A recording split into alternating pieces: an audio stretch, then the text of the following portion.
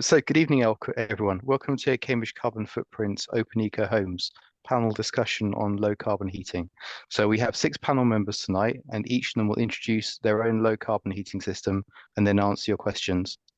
So the plan is that after those introductions, which will hopefully be finished by around 8 p.m., then we'll have about an hour up to 9 p.m. for questions and answers with the whole panel.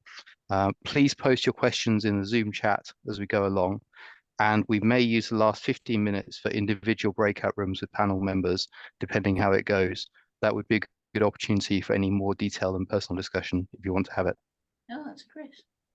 So please let me welcome our first panel member, Nicola Terry. That's me. Right, and I have a heat pump, and I know you want to know about things not just heat pumps, but I'll keep it really, really brief.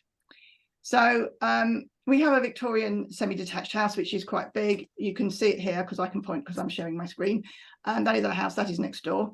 And this is all part of our house. And during earlier building work, we had a lot of stuff done, including a mix of external wall insulation and internal wall insulation. And we put in mechanical ventilation with heat recovery. But actually, it's not quite as airtight as we would like. So that isn't quite as necessary as we would like. We have a solar hot water panel. And we have a small amount of solar photovoltaic cells, but only about 1.7 kilowatts. We work from home during the day, so we have the heating on all day, and we only have a small garden. So that's the situation we were in. And I was firmly of the opinion that we had to go for an air source heat pump, the main reason being that it is the most efficient system that you can have. And even in the coldest weather, it should still be giving you an efficiency of about 2. Which means it puts less strain on the grid. We need to have less generation, and there's less overall costs for actually doing that sort of stuff.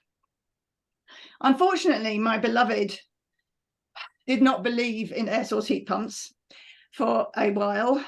So I ended up installing a hybrid system, keeping the boiler for a while. We still have it, but we're going to get rid of it real soon now. In fact, we're not actually using it at all at the moment. And after 2 winters, my beloved is happy. And we have a not great, but okay efficiency. My biggest mistake is that I didn't check the survey report that came through to see what their estimate of our heating demand was, and they got it a bit wrong with the result that it is far too big, as you can see. It's at least a third bigger than it ought to be. Although we had a sort of a fairly special hybrid solution, which we sort of agreed with the expert installer who hadn't done them before. These days it's a lot easier. There are hybrid systems that you can do, and if I was doing it again, I would probably go for a homely thermostat, but I'm not quite sure about that yet. We have some friends who've got a homely thermostat which does lots and lots of really good optimization, which should improve my COP significantly. I've written about my heat pump quite a lot, and there's some blog posts and there's a link which, when you get the slides and things, you can see. That's all I'm going to say now. I don't have any slides. Great, thank you very much, Nicola. You've got John's slides as well, combined with yours? Yes, I have. Can you hear me? Yes, Yep. we can. Brilliant. Yeah, so I'm John. The picture you can see is our house. About 10 years ago, we did a super home renovation. And this is me being lazy and just stealing the page off their website. So this is slightly out of date now, but the message is we had a fairly deep retrofit. We got, I think, a 73% carbon saving, and we did that through insulating everything, 4 kilowatts of solar, ducted heat recovery ventilation, like Nicola. And essentially, we then sort of paused for about 5 years until heat pumps had got a bit more evolved. In about like 2017, we went to put a heat pump in and realized there was no subsidy at that time. It was about 12 grand. And we could put in a top of the range gas boiler for 2.5 with some bigger radiators. So we did that at the time. And then later sort of kicked ourselves, realizing we were never going to get to zero carbon without going to a heat pump. So went back and basically spent some of that money we'd saved by not going full heat pump on a air-to-air unit, which is There's some people call them air-to-air heat pumps. Some people call them reverse cycle air conditioners. Some people just call them air conditioners because they are an air conditioning unit that can heat as well as cool. So we have they throttle nicely, as you can see from the numbers down the bottom. So ours is an outside unit that runs between 1 and 5 kilowatts. And 2 indoor units, a downstairs one that runs at up to 4, and an upstairs one that runs at up to 3. And this works really quite nicely in our house because it's fairly small and pretty well insulated for a Victorian detached house. It's also happens that downstairs is effectively my wife's office and upstairs is effectively my office. So it means we have warm offices in winter. Can we jump forward a slide? So I guess just in a sort of very, very top level summary, the pros are they don't need complicated system design. There aren't many choices to make. They can be fitted in a day. I think ours was £2,800 for 1 external and 2 internal units, and with all Wi-Fi bells and whistles and being controllable remotely. And you get a really good seasonal coefficient of performance because they're not having to heat water to heat the house. They're just blowing warm air onto you. So I'm out of time. It's just me having an accident. They can also do summer cooling, which we tend to only use like 3 or 4 kilowatt hours a year on that. But when you do use it, it's really, really pleasant. The cons are and be under no illusion, it is not central heating. You will have some warm rooms that will be cozy and warm, and we have worked out in our fairly well insulated house that we lose about 2 degrees per doorway. So, if I run or if my other half has her office at 22, then our dining room will probably be at more like 20, and our lounge will be more like 18, and our bathroom, which has got quite a few doorways, ends up being about 16, which is a bit too cold really. So you might need to supplement it. It also doesn't do hot water. So we've got an eddy running off our solar, which is a proportional diverter that just uses excess solar and puts a couple of kilowatt hours a day into the hot water, and that works quite nicely. And we still have the gas central heating as well, because we weren't sure at the time if a 5 kilowatt heating system would do it. It does. So we could heat in midwinter, we could heat the gas, the hot water with gas as well if we wanted to. Also, everything I've said relies on you leaving the doors open, and that may not be practical for everyone. And it's also less usual, and there's less service engineers out there. John, you're being signalled by Chris. And I'm done. That was my last slide. Thank you, John. Okay, Dave Jackson. Okay, don't have any slides. We've got a very hybrid system with lots of different options for doing the heating. So we've got a recently replaced gas boiler, which doesn't get used for water at all during the winter because that's completely done by the wood stove, which is a vented system with a thermal store tank, which is 350 litres, and then it has a heat exchanger to heat hot water, which means that you can use hot water for cooking or to fill the kettle, so you don't use extra energy for that. We've also got a solar thermal panel on the roof, which can heat the water in summer. We actually turn it off about now because otherwise it's one which has a little small solar panel, which the theory is when there's enough sun to warm the water in the panel, there's enough, it will only run the pump from that small solar panel when there's enough heat from the sun to warm it. But if you get the water really hot from the wood stove, it then can cycle the water through it and you can lose the heat to the outside. So I installed a switch so I can just turn it off so that the panel won't start circulating the water. We've also got, we initially had 1.8 or 1.92, I think it is, kilowatts of solar. We've now got a total of 5.2 kilowatts because it's now on the east and west sides of the roof. And we've also got things to divert excess production into the immersion on the tank. That's got a little bit of a problem in that the thermostat, for some reason or other, cuts out long before it gets up to the temperature we'd like it to at the moment.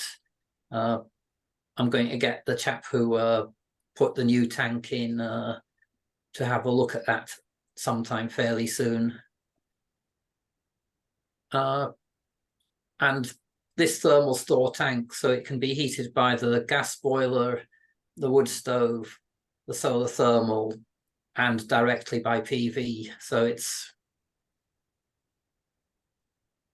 you know, it's a complicated system and not one, because nothing's on it at the moment is remotely controllable. So it's not one for if you're not prepared to learn a bit about the system and get the best out of it. Also, I think one of the reasons why it's like it is because we started with a little bit of money, and we put a wind turbine on the end of the house for a start long time ago, and then slowly we've been adding things, and so we're having to join it all together. And also I definitely feel that if Dave wasn't here with his knowledge, I couldn't manage it on my own.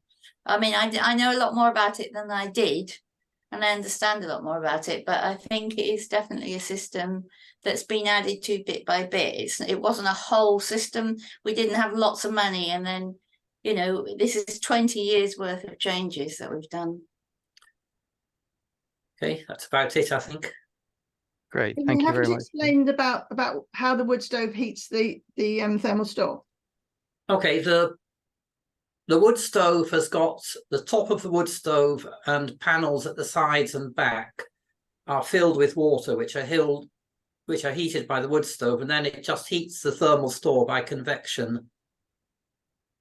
So there's the old pipes that went to the old back boiler when it was an open fire were still in place. So those copper pipes are used to connect to the top and bottom of the tank, and it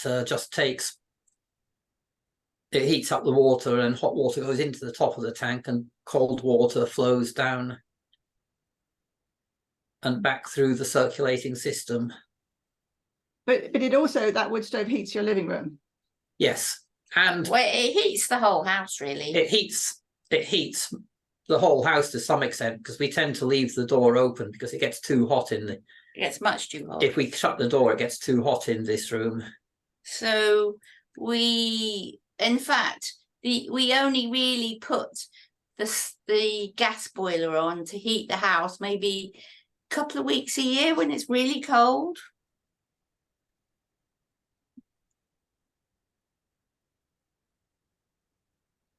Okay, thank you very much, Dave. Next we have Peter Bates. Hi there. Yes, I have a 1975 semi-detached house with cavity walls, 3-bedroomed, although the garage has been converted into an office, which gives me about 110 square meters. I did have until April 2022 roughly a 30-year-old boiler, gas boiler, mains gas boiler, and I decided I wanted to decarbonize my house. I've had lots of other things added to the house before that, so in many respects the changing the boiler was the last critical thing I had to do, and this is it. It's simply, with my hand on it, it is an electric boiler. In fact it's a zero emissions boiler, and the manufacturer or the supplier is called Tepeo. And this was the first one to be installed in East Anglia, because a couple of years earlier, I'd actually discovered this company, startup company, who are based roughly around the Reading area. and it took me a while for them to persuade them to actually put one in my own house. So basically, I removed the gas central heating. Sorry, I removed the gas boiler, and this Tepeo, which actually uses purely off-peak, low-carbon electricity, it actually is connected to an existing wet radiator system. And although it's not necessary in the picture, but you can see there is a radiator there. That's purely a legacy. It was there beforehand, so decided not to bother to remove it. But the temperature on the top of that Tepeo gets to about 40 degrees. Sorry, you jumped ahead too far. And inside the core, it actually gets up to about 800 degrees centigrade. It's a proprietary core. I don't know exactly what it's made of, but it actually it gets up to about 800 degrees and stores the off-peak, generally low-carbon electricity, and it's stored in this heat store in this device. Moving on to the next slide. The only other things I've actually had to do, if you're looking at the left picture, you'll see there is a filter, which probably quite a lot of central heating systems will have a filter, and then the control box to the left of the filter is there, and it's all now hidden away in the box. The other critical thing was to, in the middle picture, was to get a 100 amp main fuse into the property. Now that's quite simple to do, and actually it's free to do as well. You usually need to go to your utility company and make sure, and they need to make sure that the various cables that go into it are the right type, and then the DNO, or the distribution network organisation in the southeast and East Anglia, that is UK Power Networks, and they'll come along and change it for free. Only takes a few minutes to do so, but that's obviously very critical in this case.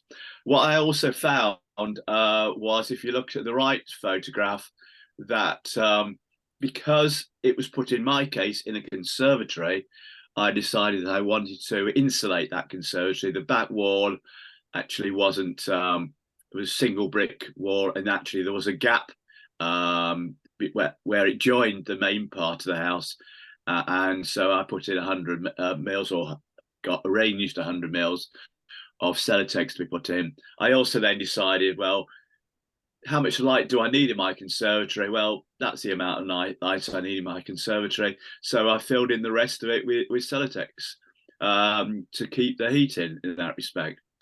The big difference between this type of heating system and an air source heat pump is I can actually sit outside. If you look at the outside the conservatory, you can see some seats there. Well, in that corner, I would have had to have had the air source heat pump installed, and I wouldn't have been able to have actually sat there outside in that respect.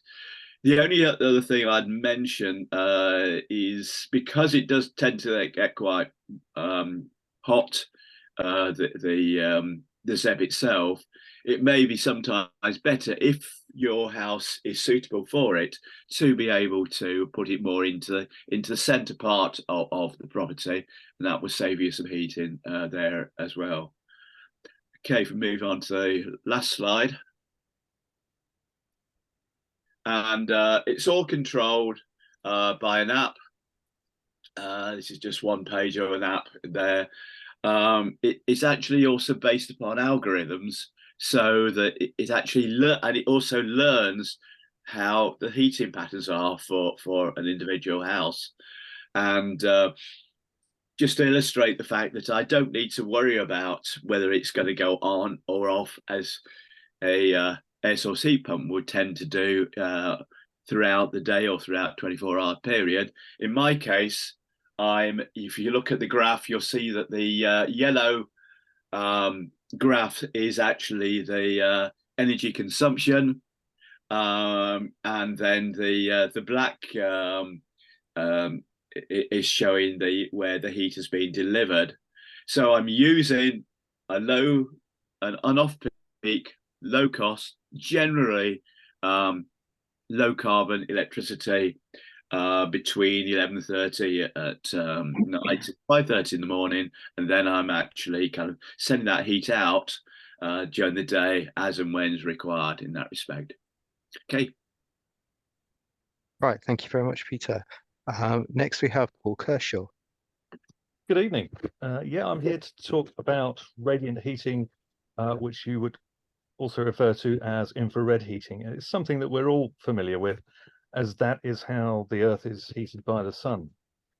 Infrared is the form of heat that we react quickest to, which is how when leaving a warm house on a winter's day, we might feel the heat of the sun on our skin. Infrared first reacts with the skin, but can then penetrate through our skin and subcutaneous fat and directly heat our cardiovascular system. Next slide, please. Infrared heating is provided by a number of formats. These are a range of panels designed to fit almost invisibly into your property, being mounted on walls or ceilings, and a number of different designs and functions. The wattage and number of panels that are required will be determined by the space that you are heating, for which you will need a heat loss calculation. Next slide, please. Sorry. And you might have seen these outdoor heaters taking the place of gas burners in pubs, restaurants, wherever. As infrared heats objects as opposed to the air, it uses less energy in these situations. And generally, through heating objects rather than the air, infrared turns everything into radiators, meaning that when a draft comes through a heated area, it's less affected by the heat escaping. Next slide, please. There's also a contentious product called infrared wallpaper, which can be plastered onto walls or ceilings or laid under floor.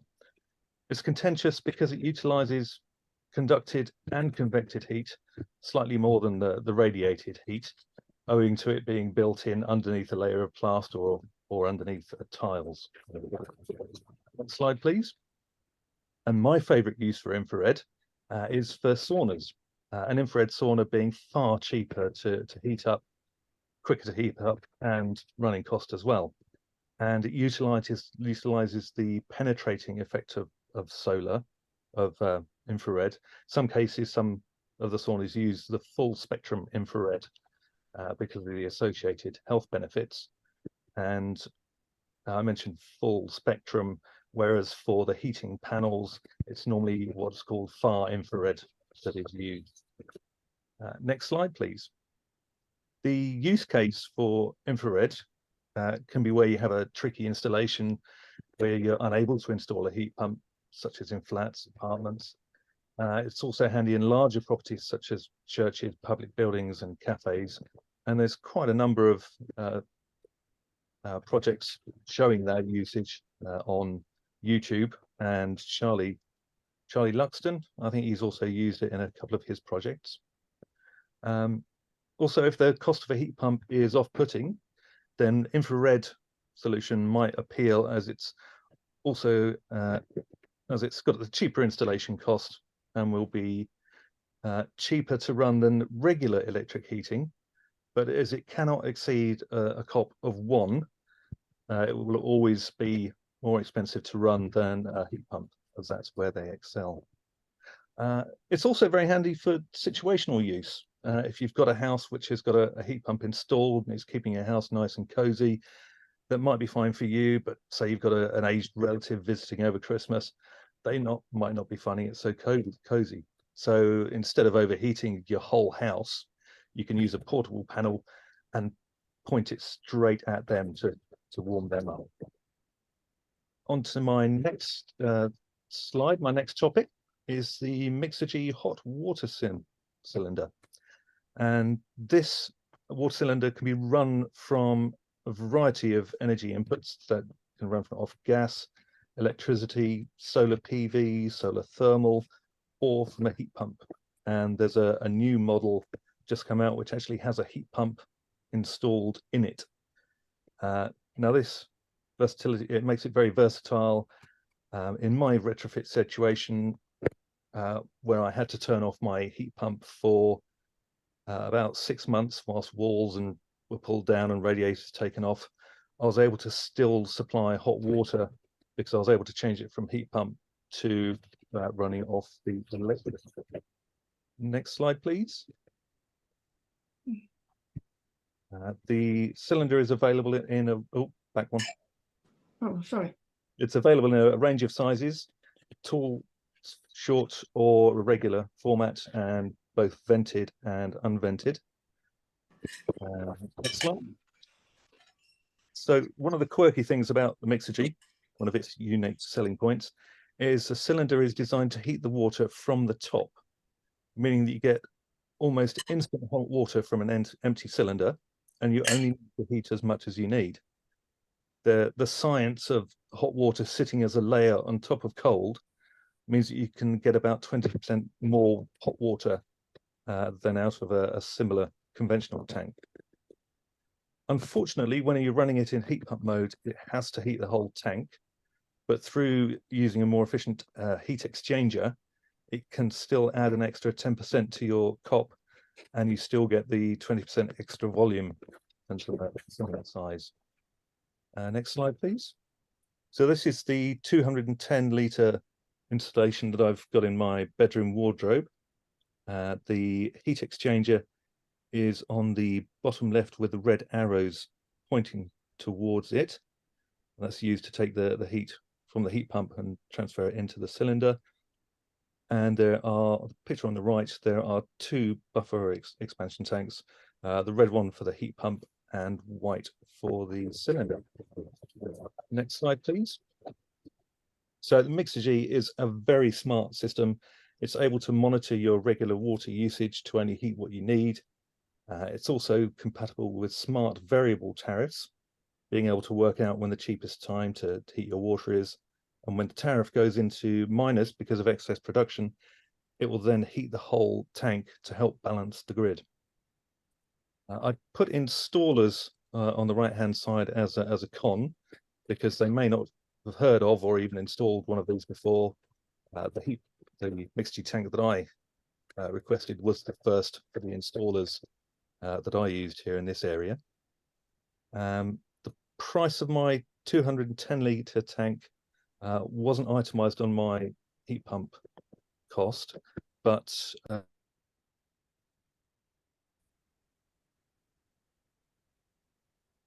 I can't hear Paul. Can anyone else hear Paul? No. No, you just Paul, you've cut gone out. quiet. how long have I been quiet? Oh, Just a few seconds, About a Paul. minute. Say 20 seconds. I think Okay. you were at the installer. The installer didn't itemize your tank. Okay, fine. Yep. So the price of the 210-litre tank wasn't itemized, but when I inquired a few years ago, a 150-litre tank was approximately £1,500. So it is more expensive than a regular water cylinder, but the flexibility of the tank in using the different modes of heat sourcing and the general savings that you can make by using the mixergy tank can be recouped over a few years. That's it for me. Great, thank you very much, Paul. Finally, we have Andy Rankin. Thanks very much. I'm Andy, and this is my house. It's a new build that we built in Cherry Hinton about 4 or 5 years ago now. Do you want to move on to the next slide? Because we were starting from a new build, we had a blank canvas. We could make sure that we had very low heat demand in the first place, and that's the best thing you can do when you're thinking about your heating system is reduce the amount you need to heat. So we insulated under the floors. We have an insulated rough foundation. We insulated the walls well. We've got 6 panels for the walls with additional external insulation, and we have a well insulated roof. We put in good glazing, triple glazing, except where the supplier made a mess and had to give us double glazing for a couple of units. And they're orientated mostly to the south. So the big windows give us plenty of solar gain, and the small ones to the north, where you're not going to get the solar gain. And we made it very airtight. We paid a lot of attention to the gaps. So we've ended up with very low demand. but we still need a bit of a heating system. So on the next slide, this is roughly what the setup is. We have a very large solar PV array on the roof. I sell solar panels for a living, so I was able to scrape up all the odds and ends from the warehouse and put them on my roof. So we have actually slightly over 10 kilowatts on the roof, which generates far more than we actually need in the house for most of the year. So we can put that through an immersion controller, an eddy, either into the Sunamp, which I'll talk about in a moment, or into electrical heating coils in the floor. The other thing we use for heating is just a little Raspberry Pi that talks to the Octopus Agile API, so we can see when electricity prices are cheap, and we can dump that also into the floor to give us some extra heat. So next slide, please. One important thing about the floor is just the amount of mass it has, because we put a concrete raft down and then put another layer of nicer concrete on the top and polish that. We've got an awful lot of mass in the floor. So when we put heat in, it takes a long time to come back out. So that's very important when you're sort of trying to make use of variable tariffs. Yes, and I've already gone through the sort of intelligent heat dumping, trying to heat only when electricity is cheap, either from solar or from cheap tariffs. Next slide. I was asked particularly to talk about the Sunamp, which is where we store our hot water. If you're not, I think you've actually moved on 2 slides there. Oh, I sorry. should be doing one just before that. No, I haven't. Oh, I must have missed one. Oh, no, sorry. Maybe there's one after this. I must have cut another one. So if you're not familiar with Sunamp, so they're basically just a box filled with a material that melts at about 58 degrees, which happens to be at about the temperature that people want their hot water at. And the clever thing about that is, as materials turn from a liquid to a solid, they give off a lot of energy. So that means it can be very compact. It can be about just over a third the size of an equivalent cylinder, and it can be any shape you like. So it's a sort of rectangular shape. It'll fit nicely under a sort of kitchen counter or the like. Because it's got flat sides, you can give it vacuum insulation panels on the side, so it has a very low heat loss. There's a few practical things about installing it that are nice and easy too. So only the heat transfer coils inside are pressurized. The unit itself isn't. So it's very easy to install. You don't need sort of additional buffer tanks to take the additional expansion vessels. That's what I'm trying to say. So yes, also very simple to install. And because you're not really storing much water inside it, you don't need to bother with a Legionella cycle as well, because you're just sort of passing through the water as you need it. It is relatively expensive, but you do get all that extra space that you would otherwise be taking with a big sort of hot water cylinder and an airing cupboard. And it will work perfectly well with heat pumps, but you do need a relatively high flow temperature, because it melts at 58 degrees and you need to be a little bit above that. You need to be in the sort of low 60s with your heat pump temperature.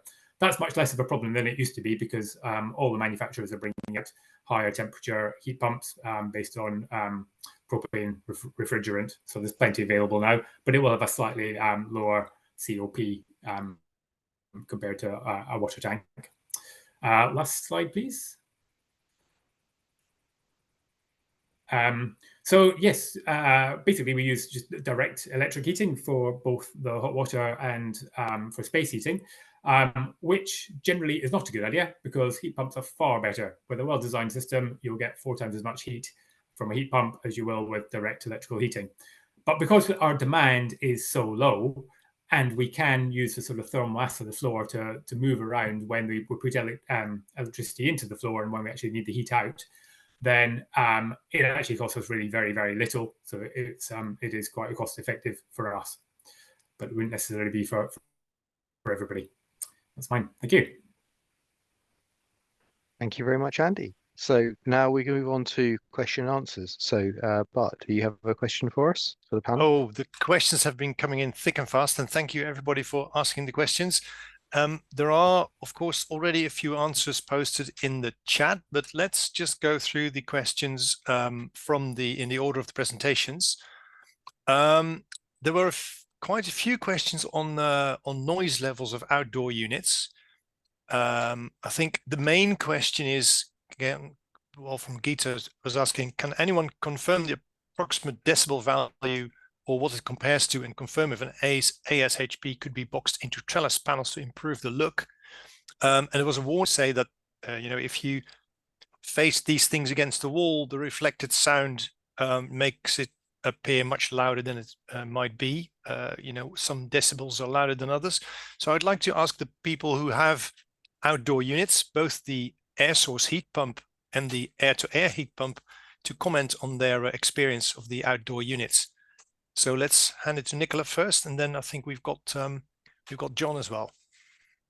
It's noisier than, well, if you're standing right next to it, it is quite noisy when it's going, but most of the time it isn't. And when it is going, I'm usually not in the garden, so I just don't notice.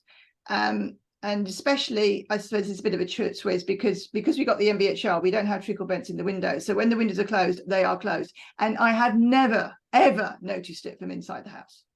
Absolutely never. Okay. Then John, any comments on the noise of your outdoor unit? I would say, I guess when you're inside, the same as Nicola, it's like our unit is probably 4 inches away from the wall. And if you stand on the other side of that wall with the window closed, you can't hear it at all. Outside, ours is quite small. It's only 5 kilowatts, whereas I think Nicola's is 16. Triple that, yeah. Yeah, ours is really quite quiet outside. If you're sitting around the corner from it, you don't hear it. I think Chris has something to chip in as well. Just that we have an air source heat pump as well, and our outdoor unit makes about as much noise as a fan heater, so it's not massively disturbing. And Paul's got one as well. I can certainly chip in with a comment here. I've got an air source heat pump which is underneath my bedroom window, but unfortunately it's also underneath the next door neighbour's bedroom window is next to mine, and he sleeps with the window open year round, as I do. I couldn't hear the heat pump, but he's complained because he can. We're on a terrace, so there are things you need to take into consideration. Hopefully your installer will do a proper check on the sound. There are rules that they have to comply with. I think on my heat pump, it's actually a manufacturer problem, and I'm hoping that I have found a solution to it for this winter. But yeah, you do have to really take into consideration where it's being sited and neighbours as well. Right, and I've got Peter Bates raised his hand. Do you want to comment on this, Peter? Yeah, I was just going to comment about the noise of the Zeb, because it was one of the questions which somebody was asking. It's about as noisy as a gas boiler. To be honest, it was a bit noisier than I expected it to be. But having said that, last week I had a major upgrade to it. It was a first edition, Zeb, and an central heat engineer came out and he's spent the whole day doing various changes to it. So fingers crossed, it will be a lot quieter than what it has been. I have commented back, fed that back to the guys. It wasn't really acceptable. But I'm sure that this next edition, which is the one which is now being produced and sent out, will actually be considerably quieter. Okay, thank you. Yeah, I guess you get quite a bit more attention from installers than the average heat pump install nowadays. I think there's a few other aspects of heat pumps that I would like to highlight. Of course, there's the question of trellis around it. There was a comment that it wouldn't work as well. I can imagine it doesn't, because of course the heat pump engineers designing these things carefully minimize the noise, and if you then put a piece of wood in front, it might not work so well. The other question was, I think, triggered by Nicola's comment that her unit is in a sheltered garden. There were some questions about orientation, whether to put them on A flat roof and a full sun would be a good idea. Or if there's any other effects on the garden from a outdoor unit, whether it be air source heat pump or the air source air to water heat pump or an air to air heat pump. So any comments from the heat pump owners on all of these issues, any on or all of these issues? I'm quite sure that having it on a south-facing wall really does improve its performance, or I can't imagine that it doesn't. It is a nice warm spot, which means, I mean, because the efficiency of the heat pump is worse when the air is cold, having the air warm helps. Yes. Paul? I was going to say that what you need to avoid is the air that the heat pump is taking the warmth out of isn't being recirculated back into the heat pump itself after you've taken the heat out of it. So you need to have it in a kind of an open area with good ventilation access for that. So not in a cramped area where the sides are all boxed in, but so the air which has had the heat taken out of it is expelled and doesn't kind of recirculate. Right, and I think John has raised his hand as well. Yeah, I was just, I think I agreed with what Nicola and Paul said, but I don't think anyone had addressed the flat roof yet. I think from a mixing and a south-facing flat roof and a sort of solar gain, if you like, perspective, that's probably quite good, but there's an extra potential for resonances in a flat roof because it's essentially a drum-like structure. So I know there's some heat pump installers who have done it very successfully, but there's an extra level of care that is probably needed in doing something like that. Yes, acoustics is most of the time all tricky. I think there's a comment chat where he says that he installed a heat pump on a flat roof, south facing, 2010. It's performed with no problems and service every 3 to 4 years. So there is evidence that it does work, but I agree with your drum membrane comment. You could get all kinds of unforeseen things. Once you have those things, it's really hard to rectify. I think Heat Geek did if anyone's researching heat pumps on Google, they will bump into Heat Geek, and they recently did an install on a flat roof, but it was the founder's own house. So his comment was, if it doesn't work, I'll just recite it next weekend. So yes, actually, that's a site worth bookmarking, Heat Geek, if you're into these kind of things. I think there was also a question about the effectiveness on when you use a heat pump in reverse for cooling. John, while you were talking, can you comment on that?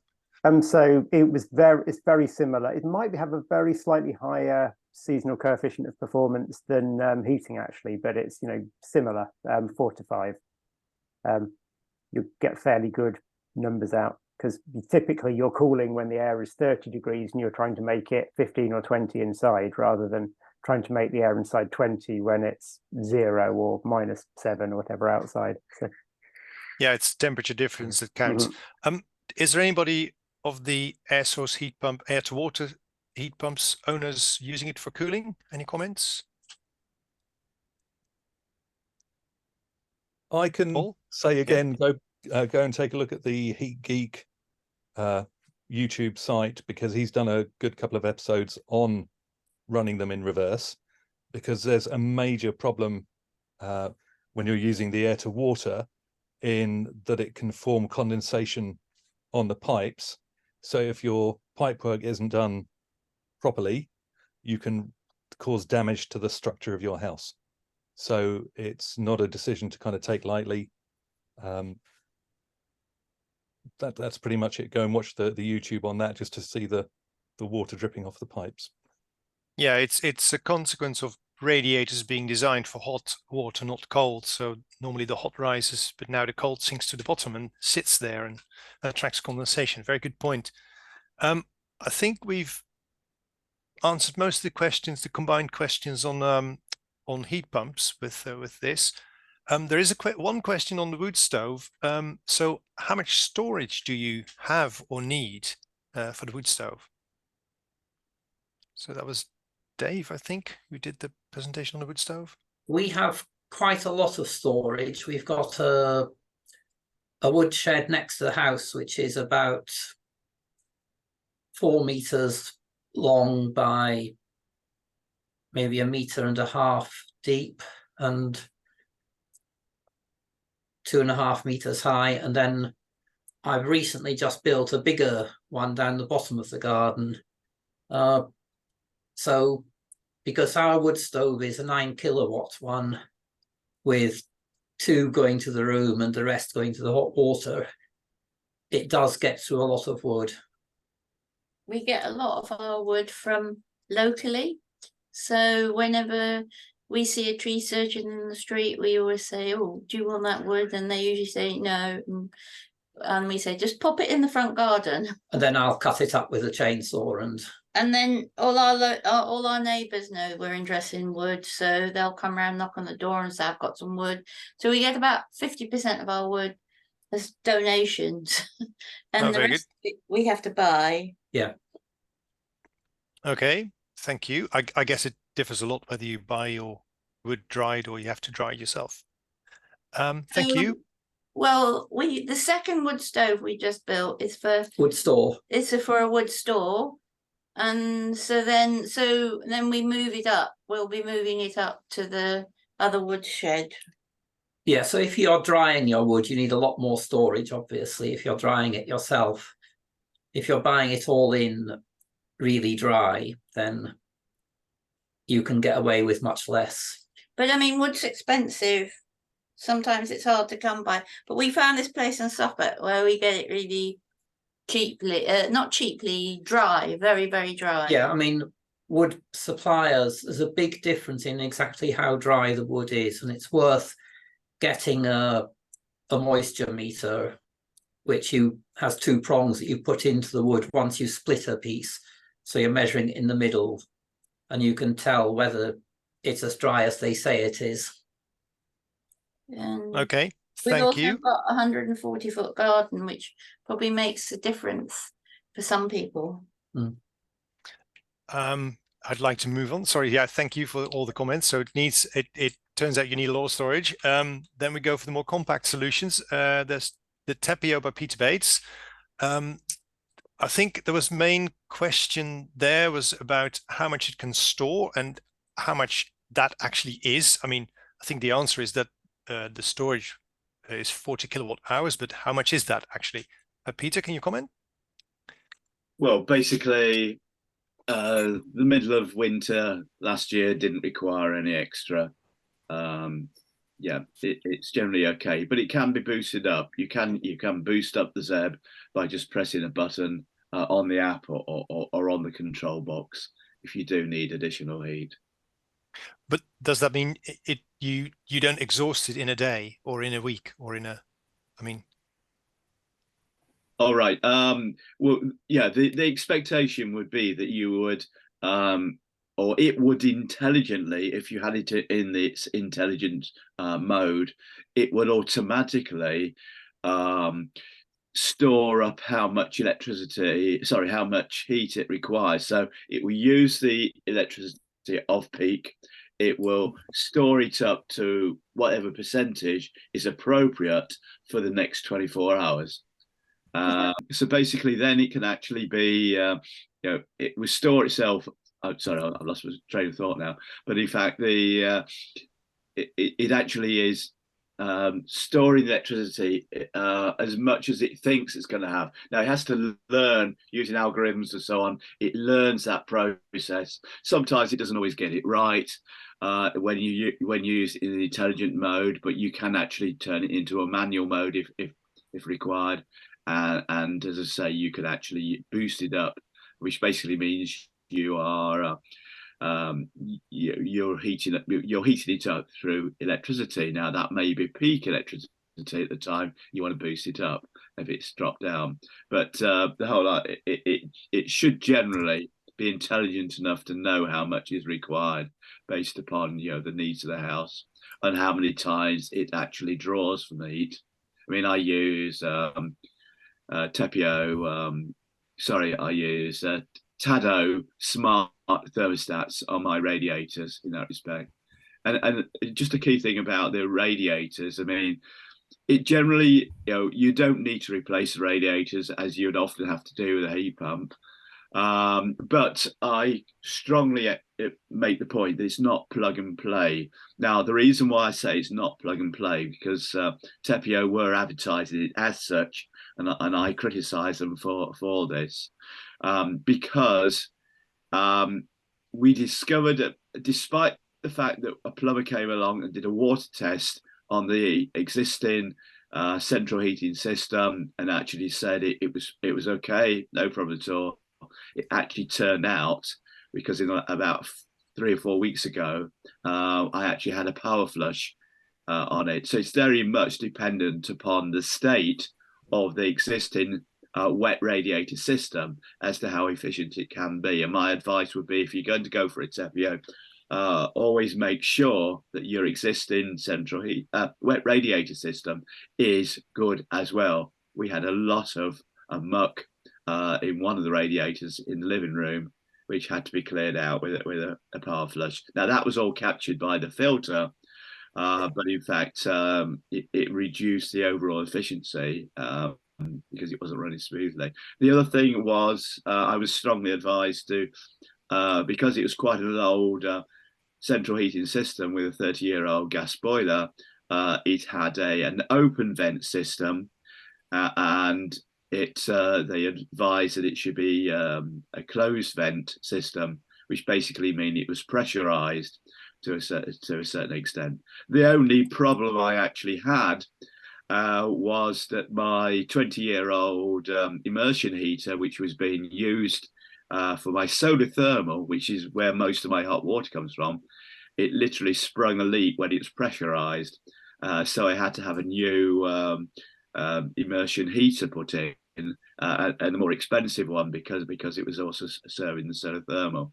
So I had a bit of a cascading effect occurring. One thing went wrong, and then another thing went wrong, and so on. And in fact, it even also sprung a leak. Once it was pressurized, it sprung a leak at one of the points just below the radiator. But all of that really ought to have been done before the ZEB was installed, because the expectation is it's going to work for 20 years at least. I think at the time when I had it installed, the plumbers made decisions which are probably not appropriate decisions to have made nowadays, and I have passed that message on to them. It was their plumbers that they used, but right, things are happening. Yeah. I think actually your experience sounds a bit like what many people experience when going for a heat pump. That the general plumbing and heating system needs an upgrade before a new device can be installed. Thank you for that. I think, John, you had a comment halfway through, but you lowered your hand again. Was that related to your? My comment was just a hot water number that a kilowatt hour is a shower, basically. I'm into monitoring these things, so 40 kilowatt hours is quite a lot, but I put my hand down because I realized Peter was also heating the house, which is very context dependent. So yes, there was a request in the chat for a shootout between the Tepeo and the Sunamp, but of course there is a slight difference in that the Tepeo does heat the whole house and hot water, whereas the Sunamp only does hot water, if I'm correct. You can use a Sunamp to heat your house as well, in exactly the same way, but you would need a very big storage system. So my Sunamp is about 9 kilowatt hours of storage, so I need 4 of those to be equivalent to Peter's Tepeo. Let us know once you've got the other 3 installed, and we have the proper shootout on one day. Okay, thank you. Yeah. There's loads of questions still coming in. I'm not sure whether we've got the time for those. I would like to move on to the more specific questions for the other talks. Otherwise, we'll be talking heat pumps the rest of the night. I think there was a question on the radiant heating. How hot do the panels get? Can you burn your hand if you would touch one? And would it be effective for a listed building with an EPC of D or E? The panels are restricted in the heat, so they'll only heat up to about 40 degrees C to the touch, so you won't burn yourself on them. And it's the same with any heating system if you've when you're talking about the EPC D rating, the heat loss calculation will be done, and so that tells you how much heat is being lost on a 0 degree day. You'll be losing a certain amount of heat, and you would then need to replace that same amount of heat through a heating system. So a heat pump would be able to do that, divide the number by 3, and a heat pump would cover it. If you're using infrared, then you would need to have that amount of panels installed. They would, for the installation, a heat loss assessment would be done, and they'd advise you on what size and how many panels and where to put them in order to get the best result. But in terms of a listed building, they're designed to be, they don't require your house to be rearranged in any way. They plug into 3-pin sockets. You can mount, you can install them DIY. Depending on the how much heat loss you're trying to compensate, you might need to have your, or I would say you would definitely need to have your wiring circuits checked out, and your fuses in a listed building. Just check that you've got an up-to-date wiring system. But other than that, it just works off your normal kind of socket circuit. And the panels themselves, they're just mounted onto the walls, or if you're using the wallpaper, then that's glued onto the wall or the ceiling and then plastered over, or put onto the floor and then tiling put on top. So it doesn't require any infrastructure changes. Okay, thank you. I think this does tie in with a few other questions about heat pump sizing, heat loss on your house. And I think the recommendation is to get multiple people around. Hopefully they don't all going to charge you for that, because there's a lot of assumptions being made, and it might be that that the outcome is different depending on the installer, which also has a effect on heat pump sizing. There's a lot of detailed questions on combining ZEBs, Sunamps, battery systems, electric car charging. I'm not sure how long this session is going to run for. I think officially we're at the end of it. Is that correct? No, we've got maybe another 10 minutes of Right. panel Q&A, and then we could go to breakout rooms if we want to, but we haven't set them up yet, and I'm not host, so I can't. Okay, so actually we could have a fight. Thank you, Peter. Over to you, Chris. Right. Well, thank you all very much for discussion. We'll open breakout rooms in a minute, so you can have a chat to any of our experts who've been on our panel today in more detail. And thank you very much to Cambridge Carbon Footprint for organising Open Eco Homes and for organising our discussion tonight. And they would very much welcome any donations. You can see the link on the screen now to help them in their work, which is fantastic and very much appreciated. And there's a whole bunch of extra services that they offer, including borrowing a thermal imaging camera to find heat leaks in your house, which is very useful, which I've done myself a few times, and their personal home energy advice tool. So thanks again to everyone, including our panel and Bart, and we'll open the breakout rooms in just a second.